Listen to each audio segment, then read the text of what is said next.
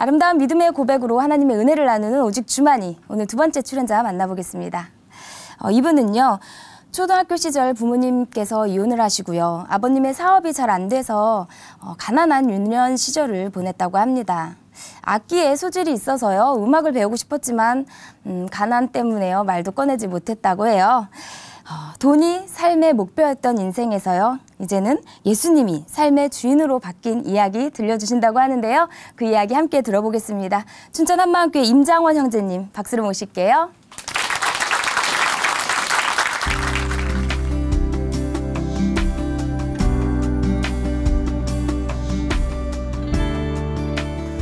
안녕하세요. 저는 춘천 한마음교회 임장원입니다. 저는 어렸을 때부터 가정폭력과 가난에 시달려 했는데요. 이 모든 문제가 돈 때문이라 생각되었고 장남으로서 가족을 내 힘으로 회복시키려고 발버둥치며 살아왔습니다. 부활하신 예수님을 만나 이 모든 문제가 해결되고 오직 해결책은 복음밖에 없다는 사실을 알게 되었습니다. 이렇게 저의 모든 문제를 해결해 주신 예수님을 자랑하려고 합니다.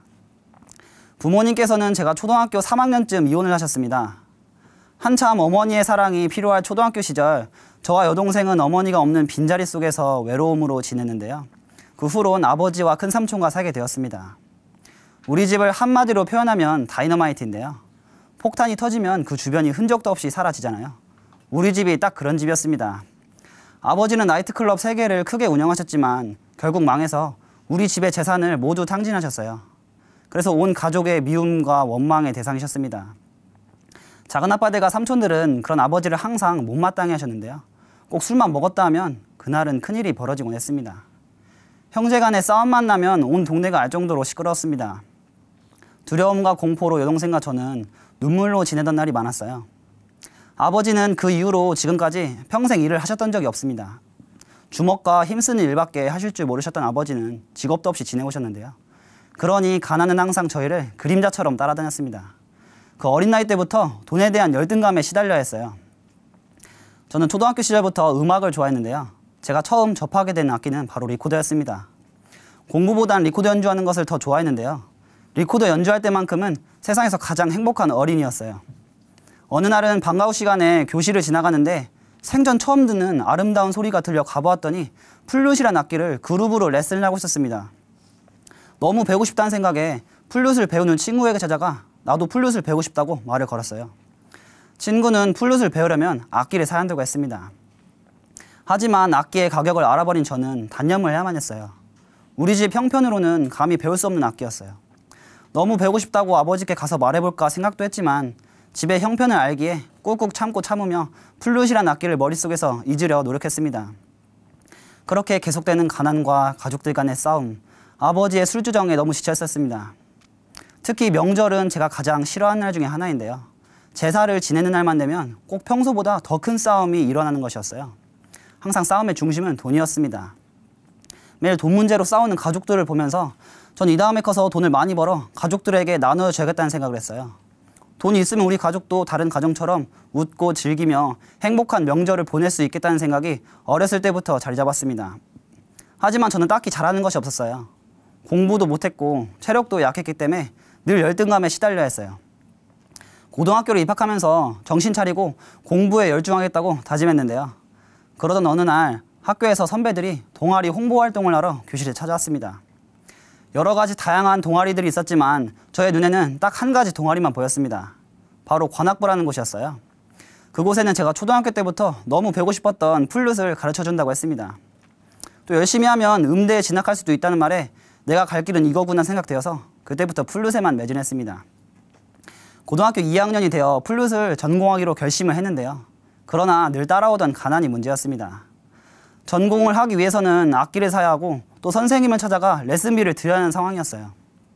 뻔히 알고 있는 저의 가정 형편에 너무 답답했습니다. 처음으로 뭔가 열정적으로 하고 싶다는 생각이 들었고 주위에서 잘한다는 소리를 들어서인지 더욱 간절해졌습니다. 그 당시에 이혼하신 어머니가 도움을 주셨는데요. 그 전부터 생활비와 용돈을 붙여주셨어요. 그렇기에 동생과 저는 학교를 다닐 수 있었습니다.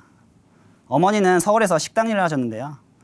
어머니가 힘들게 돈을 벌어서 저희에게 주시는 걸 아는데도 전화로 떼쓰고 말았습니다. 그만큼 악기가 너무 하고 싶었어요.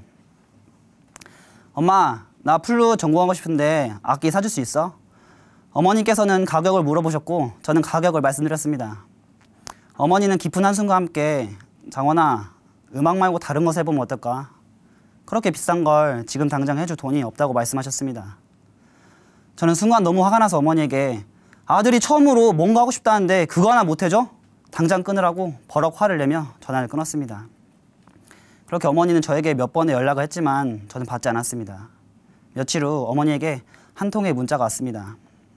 장원아, 엄마가 미안해. 무능력한 엄마라서 너무 미안해. 어떻게든 악기 사줄게라는 문자였습니다. 그 문자를 받았을 때는 하염없이 눈물만 흘렀습니다.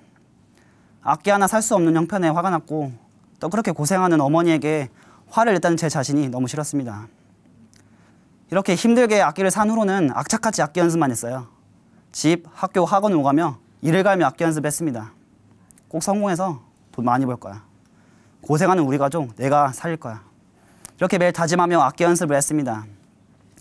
저의 신앙생활은 고등학교 때부터 시작하게 되었는데요. 같은 관악부 친구가 교회에서 같이 악기 해보지 않겠냐며 예수님 믿고 성가대도 해보자고 해서 저는 거부감 없이 친구를 따라갔습니다. 열심히 기도하고 간절히 원하면 우리 집의 가난이 해결되고 또 우리 집이 행복해질 수도 있겠다는 마음이 들었습니다. 그러나 날이 갈수록 더욱 힘든 일만 저에게 찾아왔는데요. 아버지의 갑작스런 중풍과 더 심해지는 경제적 어려움 때문에 저는 더 하루빨리 성공해서 이 지긋지긋한 가난에서 빠져나가겠다고 결심했습니다. 그렇게 악착같이 살면서 대학을 준비했지만 결과는 좋지 않았습니다. 제가 원하는 대학에 떨어져 크게 좌절감에 빠져 있었습니다. 모든 걸 포기하고 싶었지만 가족들을 생각하며 어떻게든 가야겠다고 마음먹고 지방 대학교에 장학생으로 입학하게 되었습니다. 그렇게 대학 생활을 2년을 하고 해군에 입대하게 되었는데요. 훈련소의 생활은 정말 너무 힘이 들더라고요. 원래 허약한 체질인데다 훈련까지 힘드니 육체적으로 많이 힘들었는데요. 한 번은 수영을 하다가 무릎이 빠진 적도 있었습니다. 이렇게 힘든 훈련소 생활 속에서 저에게 유일한 휴식은 바로 교회 가는 것이었는데요. 교회에서는 저의 지친 몸과 마음이 회복되는 것 같았습니다. 몸도 마음도 힘든 군생활, 하나님을 더욱 의지하고 더욱 열심히 신앙생활 하겠다고 다짐했습니다. 매일 가족을 위해 기도했어요. 특히 아버지 술만 끊게 해달라고, 제발 술만 끊게 해달라고 매일 기도했습니다. 이렇게 군생활을 하면서 성경 공부도 매주 하고 또 말씀을 나누기도 하고 성가대도 열심히 하다 보니 제가 신앙심이 깊어진 것 같아 내심 뿌듯해했어요. 전역하면 왠지 다 잘 풀리는 느낌이 들었습니다. 전역 후 교회도 더욱더 열심히 다니고 또 편입을 목적으로 매일 연습하고 교회를 오가며 착실하게 생활했습니다. 그러나 저의 인생은 저의 생각처럼 되질 않았습니다. 전역 후에도 더욱더 심해지는 아버지의 술주정, 또 돈에 대한 염려, 당장 생계가 시급해지는 상황이 왔습니다. 그런 모습들을 계속 보면서 저는 악기를 그만두고 돈을 당장 벌어야겠다고 생각을 했어요. 하지만 평생 해본 것은 플룻뿐이라 다른 일을 한다는 것은 저에게 너무 큰 일이었어요. 직장 하나 저의 뜻대로 잡을 수 없는 현실에 좌절하고 후회했습니다. 이런 상황 속에서 아버지는 더욱 술을 드시고 저를 힘들게 했는데요. 저는 아버지가 술을 끊게 하려고 온갖 방법을 다 써보았습니다. 정말 펑펑 울며 애원도 해보고 각서까지 받아보고 가출도 해보고 심지어 같이 죽자는 말도 했습니다. 병원에 가서 진단을 받아보니 알코올성 치매라고 하셨습니다. 하지만 이 모든 방법에도 불구하고 시간이 지나면 술을 또 드셨습니다. 저는 이럴 때마다 다름 아닌 하나님을 향해 분을 내고 하소연을 했습니다. 하나님, 저에게 왜 이런 일들만 주시죠? 열심히 기도했잖아요. 매일 주님을 위해 찬양했고 이때까지 남에게 피해 한 번 안 주고 착하게 살아왔잖아요. 그런데 왜 제 삶은 바뀌지 않는 거죠? 아버지, 술이라도 끊게 좀 해주세요. 하나님에게는 어려운 일도 아니시잖아요. 제가 뭘 잘못한 건가요? 알려주세요. 이렇게 힘든 일이 찾아올 때마다 하나님을 향해 분을 내고 하소연을 했습니다. 정말 매일매일 돈과 미래에 대한 염려와 취업에 대한 스트레스로 하루하루를 보냈습니다. 유일하게 직장 생활하던 여동생까지 직장에서 스트레스와 갈등으로 일을 그만두게 되었어요. 그렇게 동생과 저는 신문과 인터넷을 찾아보며 취업을 준비했습니다. 그러던 어느 날 동생이 교회를 간다는 것이었어요. 그것도 춘천으로요. 아니, 전에는 예수님 이야기만 해도 비웃었고 세상 쾌락에 빠져 살았던 동생이었어요. 그랬던 동생이 교회를 간다고 말했을 때는 정말 깜짝 놀랐습니다. 그렇게 논산에서 춘천으로 주말마다 왔다 갔다 하더니 아예 춘천으로 간다고 했어요. 걱정도 되었지만 집에서 이렇게 지내느니 춘천에서 자리 잡고 신앙생활 잘해서 동생이라도 잘 살았으면 하는 마음으로 보냈습니다. 몇 달의 시간이 지나고 어느 날부터 동생에게 문자가 왔습니다. 문자의 내용은 항상 장문의 성경 말씀과 예수님을 믿지 않는 죄를 회개해야 한다고 매일 문자가 왔습니다. 저는 그런 동생이 매우 걱정스러웠어요. 아니, 생전 믿지 않던 동생이 갑자기 저러니 심각하게 걱정되었습니다. 그러던 어느 날 자신이 다니는 교회에서 여름 수련회를 하는데 오빠가 꼭 와야 한다고, 오빠가 살 길은 수련회 오는 거라고 매일 문자가 왔습니다. 정말 매일매일 오는 문자에 너무 귀찮았지만 동생의 간절함이 느껴져 가겠다고 약속을 했어요. 사실 가족 누구에게도 내색은 안 했지만 저의 마음은 너무 지쳐 있었고 또 내가 왜 살고 있지라는 생각을 할 때였어요. 또 한편으로는 동생이 어떤 은혜를 받아서 저렇게 바뀐 건지 궁금해졌습니다. 그렇게 반신반의하며 춘천으로 올라갔습니다. 수련회라 그런지 사람들로 꽉 차 있었어요. 찬양이 시작되는데 제 마음에서 뜨거운 뭔가가 울컥 올라왔어요. 찬양하는 성도님들의 표정을 한 명씩 한 명씩 쳐다보았습니다. 찬양을 부르는데 어떻게 저렇게 기뻐할 수 있지? 저는 마치 다른 세계에 온 것 같았어요. 이렇게 기뻐하는 표정은 생전 처음 보았습니다. 찬양 하나로 이렇게 기쁠 수 있나? 난 이때까지 그런 적이 한 번도 없었는데. 또 통성으로 기도할 때 주여라고 외치는 소리는 이 세상 어떠한 악기 소리보다 아름다웠습니다. 그렇게 넋이 반쯤 나간 저는 정신을 차리고 설교에 한번 집중해보자고 마음을 먹었어요. 수련의 첫날 저의 인생이, 삶이 모두 바뀌는 날이 되었습니다. 목사님께서는 부활을 이야기하셨습니다. 모든 사람이 믿을 만한 증거를 주셨다. 보이지 않는 하나님을 부활의 증거로 믿을 수 있다. 이렇게 모든 사람이 믿을 수 있는 증거를 주셨는데도 예수님을 믿지 않는 것이 죄라고 말씀하셨습니다. 성경에 이런 말씀이 있었나? 믿을 수 있는 증거? 그런데 사도행전 17장을 보는데 딱 한 구절이 저의 눈에 들어왔습니다. 모든 사람에게 믿을 만한 증거를 주셨다. 정확하게 기록되어 있는 것을 보고 할 말이 이렇습니다. 나는 그동안 왜 이 말씀을 못 본 거지? 또 죄가 예수님을 믿지 않는 거라고? 그럼 난 지금까지 무슨 죄를 회개한 거지? 이 고민도 한 번에 보여주셨는데요. 요한복음 16장 말씀에 정확하게 기록되어 있었습니다. 죄에 대하라 함은 저희가 나를 믿지 아니하며. 저는 살면서 죄라는 단어를 도둑질이나 살인, 그냥 모든 나쁜 짓을 통틀어서 죄라며 여기며 살아왔고 죄를 짓지 않기 위해 최선을 다하며 살아왔습니다. 하지만 성경에서 말하는 근원적인 죄는 그것이 아니었어요. 성경의 예언대로 전능자 하나님이 사람의 몸으로 이 땅에 오셔서 우리의 죄를 위하여 십자가에 죽으시고 부활하셔서 우리 모두가 믿을 수 있게 해주셨는데도 여전히 예수님을 믿지 않고 살아가는 것이 죄인 것이었어요. 그 순간 깨달았습니다. 예수님이 전능하신 하나님이셨구나. 모든 것을 다 주시고 믿을 수 있는 확실한 증거를 주셨는데도 난 믿지 않았구나. 내 인생, 내 삶, 내 생각, 오직 나의 힘으로 살아보려고 발버둥 쳤구나. 나는 그동안 철저하게 믿는 척 했구나. 살면서 단 한순간도 내가 주인이 아니었던 적이 없었구나. 나는 마귀보다 더 악랄한 자였구나. 이 죄를 선명하게 인지하는 순간 그 짧은 시간에 제가 살아왔던 인생들이 필름처럼 보여졌습니다. 돈이 최고라고, 돈만 있으면 행복하다는 가족들, 그런 가난과 폭력 속에서 나는 불행한 삶을 살고 있다고 말하는 저의 모습, 그런 가족들을 내가 내 힘으로 살리겠다고 당당하게 말하던 저의 모습, 아버지가 술로 저를 힘들게 할 때마다 하나님을 향해 원망하고 분노했던 저의 더러운 모습까지 한 번에 보여주셨습니다. 이렇게 평생 돈 때문에 염려하며 가족을 저의 힘으로 회복시킬 수 없었던 이유는 바로 예수님을 믿지 않고 살았기 때문이었어요. 처음으로 뜨거운 눈물을 흘렸습니다. 주님께서 저의 주인이 되어주시기 위해 십자가에 못 박히신 그 고통은 제가 살면서 받아온 고통들과는 비교조차, 아니 비교라는 단어를 감히 쓸 수 없을 만큼 아무것도 아닌 것이었어요. 우리 인간이 상상할 수도 없는 고통들을 당하시면서까지 우리의 죄를 씻어주셨는데 그런 주님을 믿지 않고 내가 주인 되어 살아왔다는 것과 또 그런 전능자를 향해 내가 원망하고 분을 냈다는 사실을 깨달으니 정말 이 세상 어떠한 말로 표현할 수 없었습니다. 어떻게라는 말만 반복하며 눈물만 흘렸습니다. 마귀보다 더 악랄하고 추악한 저를 회개할 수 있게 해주신 하나님의 무한하신 사랑에 감사하다고, 정말 감사하다고 기도드렸습니다. 또 하나 감사한 것은 하나님은 저에게 큰 선물 하나 더 주셨습니다. 자기 자신밖에 믿지 않는다고 했던 여동생, 교회 한번 다닌 적 없던 여동생과 함께 정말 영원한 교회 공동체를 만나게 해주신 것에 눈물로 감사 기도를 드렸습니다. 하나님, 그동안 예수님을 믿지 않고 살았던 저의 삶을 회개합니다. 하나님, 저는 말로만 주여 주여 하는 자였습니다. 제가 필요할 때만 주님을 찾고 저의 기도가 응답되질 않으면 주님을 원망했습니다. 이기적인 믿음, 거짓된 믿음을 가지며 살아왔습니다. 상황과 환경에 흔들릴 때마다 저의 믿음을 의심했고 하나님의 살아계심을 의심했습니다. 이젠 다신 나를 위해 살지 않고 부활하셔서 지금도 살아계신 예수님만 바라보며 살겠습니다. 예수님은 나의 주인이십니다.